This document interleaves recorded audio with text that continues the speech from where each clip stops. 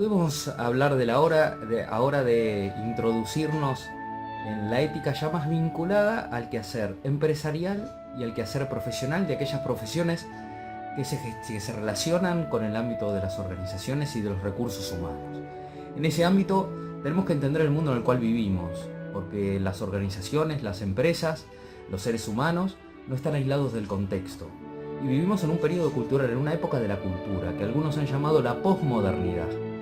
Un tiempo en donde después de las promesas que había hecho la modernidad del siglo XVIII, que alentaba un mundo cada vez mejor, gracias al progreso, a la ciencia, donde no iba a haber más guerra, donde no iba a haber más pobreza, no iba a haber más hambre, no iba a haber más miseria, no iba a haber más ignorancia ni violencia. Sin embargo, vinieron las guerras mundiales, vinieron los totalitarismos, el nazismo, el fascismo, el comunismo stalinista. Y ese mundo, dicen algunos teóricos como Lipovetsky, otros como Lyotard, se desanimó, quedó desencantado, quedó desilusionado frente a esas promesas. Y entonces, hoy en día en las sociedades occidentales, sobre todo en las clases medias y medias altas, predomina una manera que algunos han calificado, como Gianni Vattimo, pensamiento light, la vida light, superficial, nada profundo. Un sociólogo polaco llamado Bauman habla de la modernidad líquida. Un mundo donde las cosas ya no parecen tan sólidas, tan firmes, sino que tienen la característica de los líquidos que se acomodan al envase, que cambian de forma, que se evaporan, se derraman, se pueden dividir con facilidad, se adaptan. Ese es el mundo que estamos viviendo nosotros. Y en un mundo como ese, los valores éticos o los principios éticos son complejos. Y es complejo sostenerlos, y sostenerlos con firmeza. Sobre todo cuando además a esta realidad de la posmodernidad se asocia el fenómeno de la globalización, que todos conocemos, este mundo que parece no tener fronteras, en donde lo que se hace en una parte del planeta repercute en la otra y donde ya es muy difícil tomar decisiones aisladas porque la competencia se incrementa y muchas veces por la necesidad de la competencia, por la necesidad de la preservación de la organización, por la necesidad de ser productivo, se justifican determinados comportamientos y determinadas pautas que no son conformes con las normas de la ética. Estos criterios y estas características han llevado a una necesidad de una reflexión cada vez más profunda sobre los temas de la ética. Se ha revitalizado la reflexión sobre la ética. Se ha planteado que a largo plazo el mejor negocio es la ética, que sin responsabilidad social, ¿para qué queremos una organización o una empresa? Y en ese sentido, la pregunta por la ética en la empresa, ¿cómo se relaciona la ética con el ámbito empresarial? Lo cual tiene que ver con los paradigmas empresariales que podemos sostener. Podemos pensar en empresas más tradicionales, con estructuras rígidas, verticales, con poco espacio para la libertad, para la creatividad. O podemos pensar en nuevos modelos empresariales, en donde el ser humano puede poner su aporte personal, puede poner su nota de persona, su nota de interioridad en lo que hace. No solo es un ejecutor, no está claramente dividido. Aquellos que dan las órdenes y deciden y son los que gestionan y hacen los planes, y aquellos que son simples ejecutores que tienen que cumplir un mandato preordenado.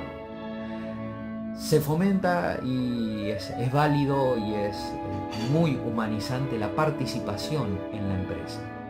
Participación primero en el nivel de la información, que estemos al tanto, que sepamos cuáles son los objetivos que persigue la organización de la cual se forma parte y que sepamos cuáles son los proyectos, cuáles son las realizaciones, cuáles son los balances y las evaluaciones que hace. Estar informados. El primer grado de participar. Si uno no está informado, los otros niveles no sirven.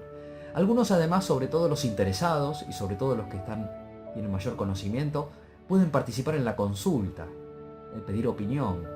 Es manera también de ser parte, de sentirse parte de la organización. Y algunos también, no todos, porque tiene que haber autoridad en toda organización, tendrán participación en la decisión. ¿Y qué pasa con el lucro? ¿Qué pasa con la ganancia? Porque las empresas comerciales, hay organizaciones sin fines de lucro, lógicamente, tenemos la ONG, hay organizaciones hechas con fines de solidaridad exclusivamente, o de caridad, o de humanitarismo, o de religiosas, pero muchas de ellas, la mayoría de ellas, la que constituyen el núcleo y la trama de la vida social, tienen un fin de ganancia, un fin de lucro. ¿Está mal? ¿Está mal que una organización, una empresa tenga un fin de lucro, busque ganar dinero? ¿Por qué va a estar mal?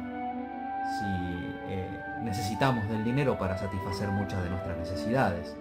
Pero claro, lo que no tenemos que olvidar es que siempre una organización, una empresa, tiene un objetivo económico, la obtención de ganancia, pero no solo la obtención de ganancia, sino la producción de un bien o un servicio. Y la ganancia tiene que ser correspondiente y consecuente a este bien y servicio que obtiene. Si no, diríamos hay una estafa.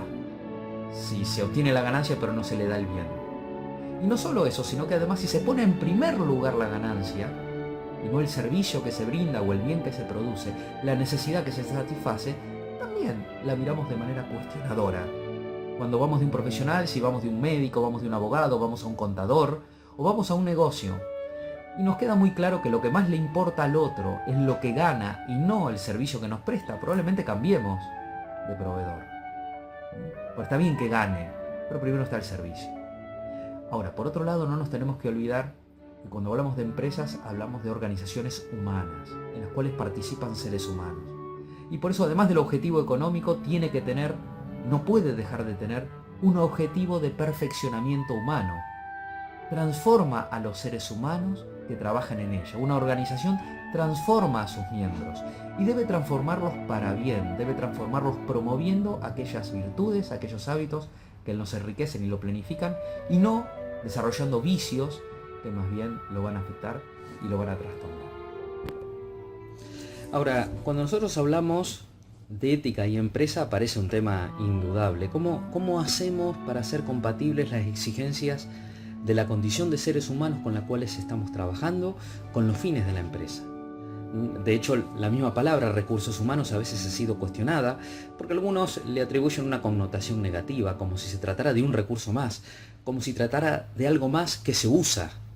Y nosotros sabemos, desde Kant, que la humanidad no puede ser tratada como un medio, siempre tiene que ser considerada también un fin. No puede ser algo instrumentalizado en beneficio de un tercero. Eso no era un esclavo, justamente, era un objeto, una herramienta, un instrumento de otro. El ser humano no puede ser eso. Y por eso es un principio fundamental en este sentido en las organizaciones, no tratar a los seres humanos como si fueran objetos o instrumentos. No está mal que los seres humanos nos brindemos beneficios recíprocamente y así nos beneficiemos intercambiando aquellos que tenemos nosotros con lo que tienen los otros. Pero nunca podemos reducir a un ser humano a un objeto del cual obtener beneficios. Si eso ocurre, la empresa está deshumanizada. La organización está deshumanizada y está deshumanizando. Por eso decimos que el trabajo tiene que ser humanizado y humanizante. Y sabemos que al trabajar con seres humanos estamos hablando de seres que somos en parte iguales, porque somos seres humanos, pero en parte diferentes. Somos varones y mujeres. Somos personas con más estudios, menos estudios, más jóvenes, más adultos, con más experiencia, con más antigüedad, con menos experiencia, con menos antigüedad, con algunas capacidades o con otras capacidades. Los seres humanos somos iguales, es verdad, pero también somos únicos e irrepetibles, y eso también es verdad.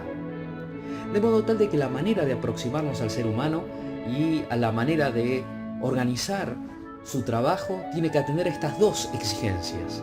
La exigencia de lo que tenemos de igual y lo que tenemos de diferente. La igualdad esencial y las diferencias accidentales.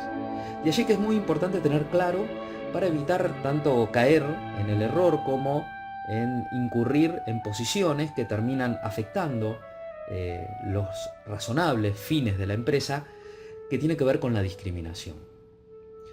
Cuando nosotros hablamos de diferencias de seres humanos que no son justificadas razonablemente, estamos frente a una discriminación injusta, irrazonable.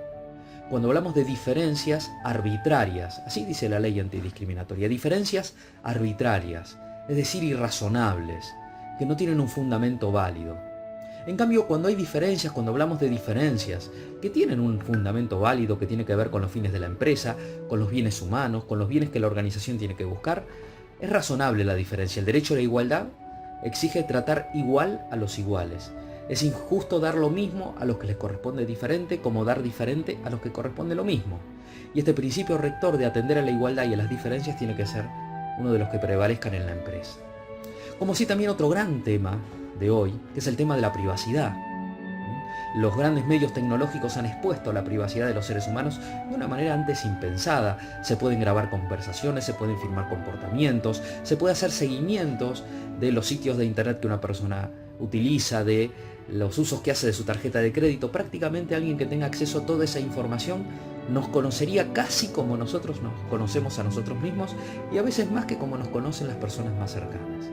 Por eso se ha planteado la necesidad de resguardar la interioridad del ser humano, porque es importante que cada uno conserve esa libertad de algunos aspectos de su vida, conservarlos para sí, para sus propias decisiones y para ponerlo en conocimiento de aquellos que quieran. Pero también sabemos que los seres humanos somos sociales, y más aún si estamos en organizaciones, y muchas veces nuestros comportamientos no son del todo privados, sino que repercuten en los otros o pueden repercutir en nosotros. De allí que este equilibrio entre la privacidad y la publicidad es un equilibrio complejo que hay que plantear éticamente, que hay que abordar éticamente. Siempre debe resguardarse una esfera de privacidad. Si va a haber en la organización grabación de las llamadas por razones de seguridad, debe estar avisado. Si va a haber cámaras, deben estar advertidas y deben estar orientadas siempre a una finalidad común y no deben afectar cuestiones íntimamente privadas. Cámaras en los baños, por ejemplo, para ver si algún trabajador se va a fumar o no se va a fumar al baño, resultan absolutamente inaceptables desde el punto de vista ético y desde el punto de vista jurídico. Hablemos un poco de la ética profesional, porque de eso se trata. Se trata de profesiones, y especialmente de la profesión de aquel que va a tener a su cargo la gestión de recursos humanos, que va a trabajar con recursos humanos. Se trata de alguien que va a ser un profesional universitario. El ser universitario ya implica una nota, una responsabilidad. Alguien que tiene un título universitario es un privilegiado en la Argentina y en el mundo de hoy. Un muy poco porcentaje de seres humanos alcanzan el más alto nivel de educación como es el universitario. Se trata de trabajadores, y el trabajo también implica una ética. Hay maneras humanas, maneras enriquecedoras de trabajar y maneras empobrecedoras de trabajar. Y se trata además de una licenciatura en recursos humanos, de una licenciatura especificada en gestionar seres humanos, que deben ser tratados como personas y no como objetos.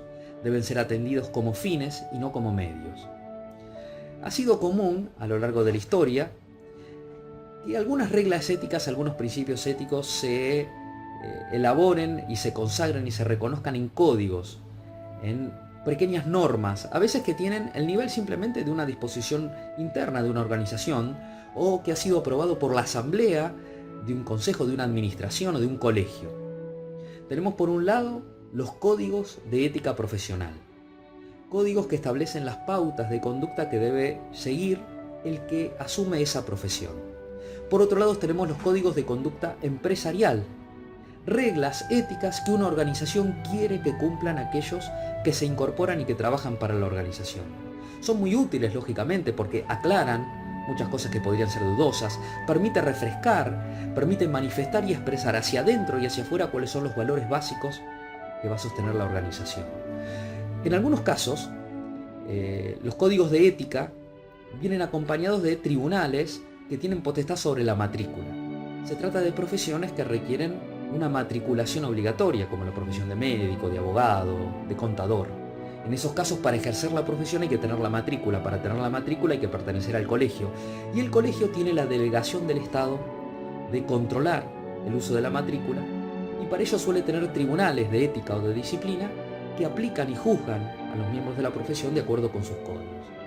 Pero no necesariamente tiene que ser así. Profesiones que no tienen matriculación obligatoria, que la puede desempeñar una persona sin necesidad de matricularse, sin embargo, muchas veces forma asociaciones que tienen sus propios códigos de ética y los difunden y tratan de que dentro de la profesión se viva de esa manera. De hecho, la existencia de los colegios profesionales tiene un origen muy antiguo, un origen medieval, basado en la idea de la corporación. Y la idea de la corporación es la idea de que cuando una persona que tiene mi propia profesión se manda una macana, me ensucia a mí también. Por eso los primeros interesados en que no haya macanas somos sus mismos coprofesionales, los que hacemos el mismo trabajo. No queremos que se diga que aquellos que hacen tal tarea son así o así. Y por eso es muy sano y es muy útil que entre los mismos profesionales se unan en colegios profesionales con funciones de educación, de capacitación, pero también con funciones de control, con funciones de garantizar que el servicio que brinda un profesional es adecuado, es digno y es ético, para que de esa manera la profesión sea una profesión noble y lo que se recibe a cambio de ella sea, además de la retribución, el honor y la fama que corresponde en la vida social.